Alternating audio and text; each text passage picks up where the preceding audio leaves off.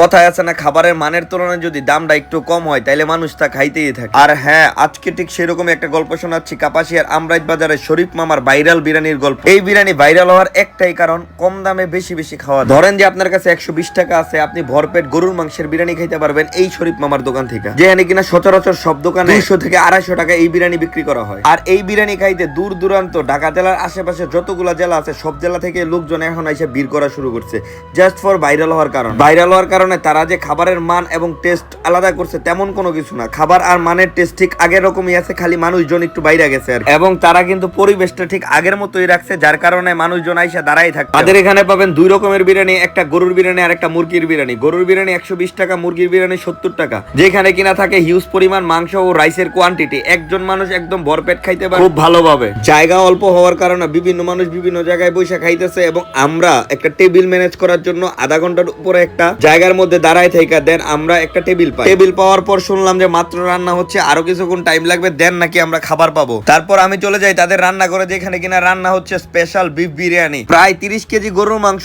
এবং 30 কেজি চালের মিশ্রণে রান্না হচ্ছে এই বিরিয়ানিটি, যেখানে কিনা প্রতিদিন রান্না হয় 7 থেকে 8 ডেক বিরিয়ানি, খাইতে পারে 2 থেকে 2.5 হাজার মানুষ। ভাবা যায় ঢাকা জেলার আশেপাশে নরসিংদী, কিশোরগঞ্জ, ময়মনসিংহ, গাজীপুর সকল জেলার মানুষজন চলে আসে জাস্ট ফর এই গরুর বিরিয়ানি এবং মুরগির বিরিয়ানিটা টেস্ট করার জন্য। স্বাদে মানে ভরপুর এই বিরিয়ানিটা কিন্তু খাইতে খারাপ লাগে না, মোটামুটি ভালোই লাগে গরম গরম বিরিয়ানিটা, এবং সাথে অনেক পিস মাংস পাবেন একদম নিঃসন্দেহে। যাই হোক, আমাদের খাবারটা অনেকক্ষণ অপেক্ষা করার পর চলে আসে, এবং সবাই খুব ক্ষুধার্ত ছিল, যার কারণে কথাবার্তা না বলেই খাওয়া দাওয়া শুরু করে।